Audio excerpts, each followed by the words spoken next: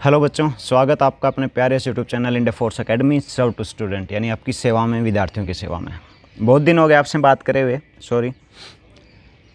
और बात आज क्या करेंगे, सबसे बड़ा टॉपिक और सबसे कन्फ्यूजिंग टॉपिक जो बच्चे बोलते हैं कि एयरफोर्स एक्स और वाई ग्रुप, मतलब क्या डिफरेंस है, सैलरी डिफरेंस है, क्वालिफिकेशन डिफरेंस है, जॉब डिफरेंस है, मतलब इन दोनों में डिफरेंस क्या है।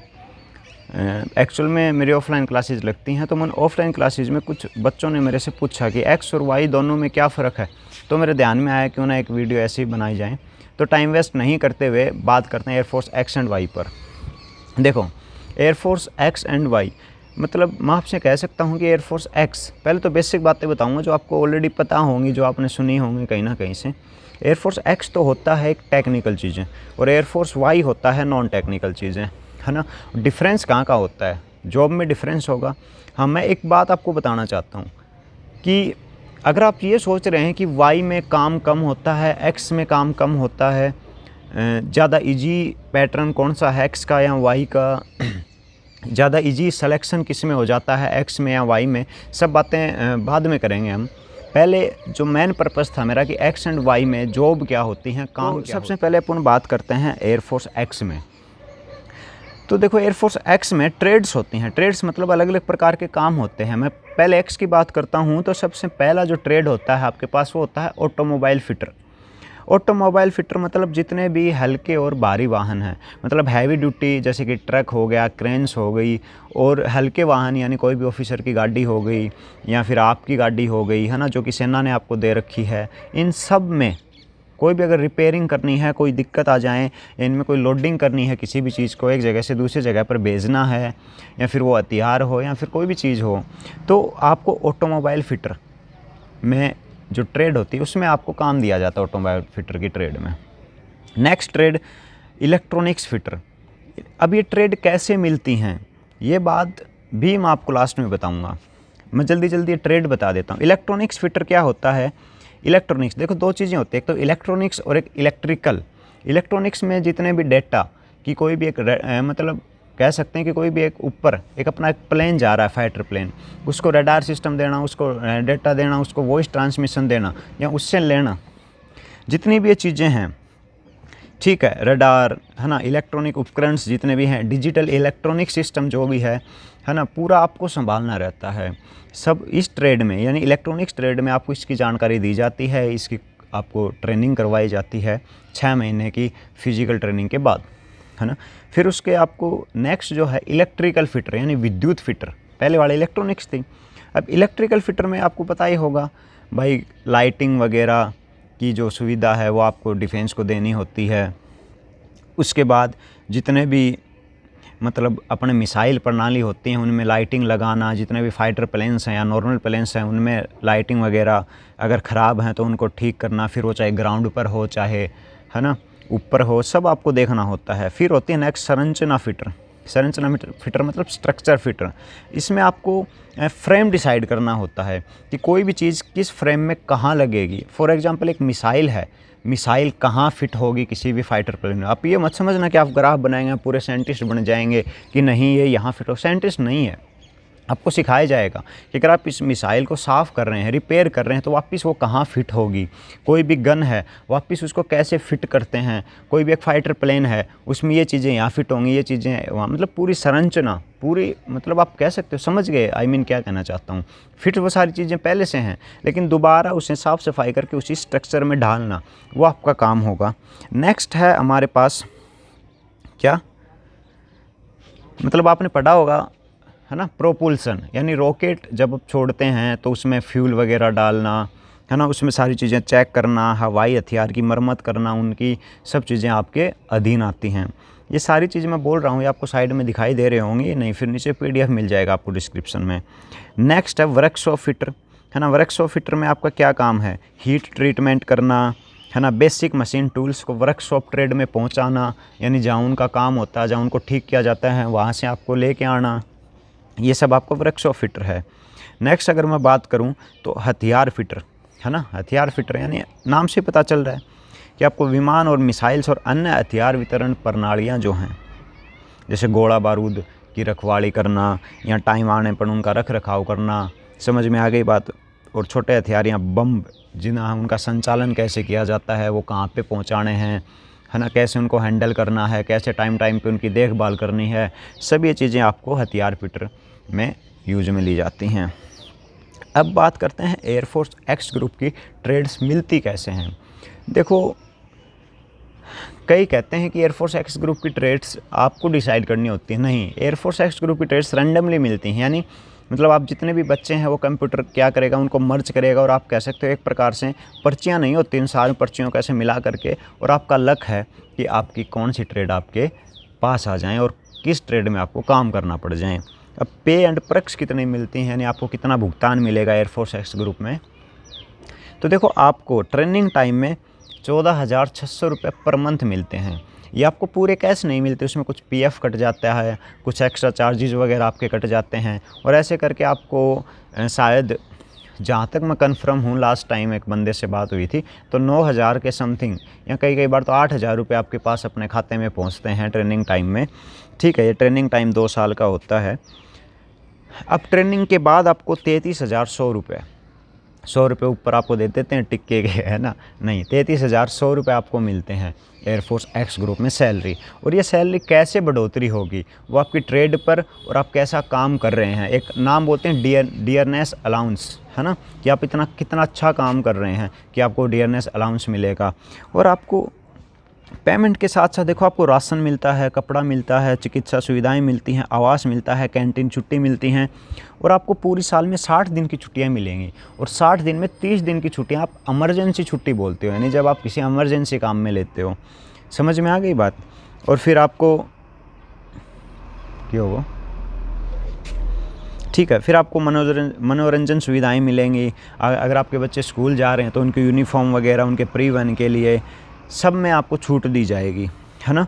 और आपको 37.5 लाख का बीमा कवर किया जाता है, यानी आपकी वो कटता है आपकी सैलरी में से, 2300 रुपये पर मंथ आपकी सैलरी में से काटे जाते हैं, और आपको पर ईयर 37.5 लाख का बीमा मिलता है आपकी हेल्थ के लिए, आपकी फैमिली की हेल्थ के लिए, आपके बच्चों की हेल्थ के लिए। सॉरी मेरे प्यारे बच्चों, कहते हैं ना कि रात अपना काम करती है, हर दिन अपना काम करता है, और शाम अपना काम करती है। तो शाम ढल रही थी, अंधेरा हो रहा था, लेकिन मैं आपके साथ जुड़ा हुआ था। बाद में पता चला कि मेरा फेस ही नहीं दिखाई दे रहा है। एयरफोर्स एक्स ग्रुप तो अलग जगह, मैं ही गायब हो रहा हूँ, है ना। तो चलो अब बात करते हैं एयरफोर्स वाई ग्रुप की। आपने देखा होगा कि एक्स ग्रुप में सारी चीज़ें टेक्निकल हैं, मतलब टेक्निकल का मतलब समझ गए, साइंस रिलेटेड हैं। अब वाई ग्रुप में बात करते हैं। वाई ग्रुप में आप सबसे पहले नॉन टेक्निकल ड्यूटीज़ करते हैं। सबसे पहली ड्यूटी आएगी आपका मैनेजमेंट, यानी अटेंडेंस लेना कि भाई कौन ड्यूटी पे आया है, कौन नहीं आया, है ना। इन्फॉर्मेशन का रख रखाव करना कि मतलब कितनी राशन आपके पास आया है, कि आप लिख रहे हो कि उतना राशन कैंटीन से गया है ना, इतना खा लिया है, इतना वहाँ पे भेज दिया गया है, मतलब पूरा रिकॉर्ड आपको रखना होता है मैनेजमेंट सिस्टम में।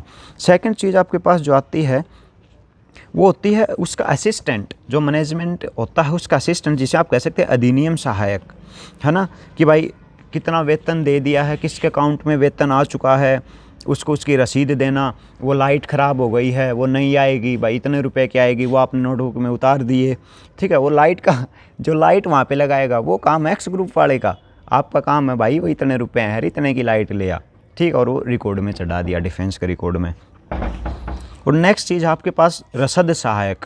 रसद सहायक मतलब आप जो भी रसीद काटते हैं, कितना खरीद हुआ, कितनी भंडारण हुई, है ना, उनको सारों को कंट्रोल करना, और उन सारों को एक परफेक्ट रिकॉर्ड, मतलब एक होता है लोकल रिकॉर्ड और एक होता है परफेक्ट रिकॉर्ड, जो कि एक्चुअल में डिफेंस का रिकॉर्ड होता है। मतलब एक प्रकार से आप कह सकते हैं एक कच्ची रसीद और एक पक्की रसीद। तो पक्की रसीद जनरेट करने का काम आपका होता है।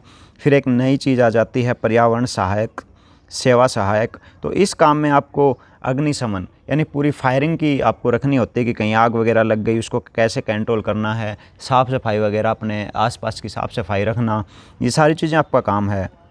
फिर नेक्स्ट चीज़ आता है संचालन सहायक, यानी आप संचालन करेंगे, है ना, ऑप्स असिस्टेंट के रूप में। ऑप्स असिस्टेंट क्या होता है, वो होता है जो कि ट्रैफिक कंट्रोल सिस्टम होता है, एयरफील्ड और एयर डिफेंस सिस्टम जो भी होता है, आप उसका संचालन करेंगे।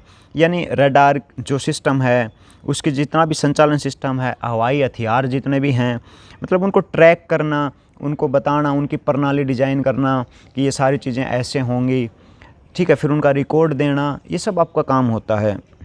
उसके बाद मौसम सहायक, वो तो आपको बताने की ज़रूरत है ही नहीं कि मौसम सहायक क्या होता है।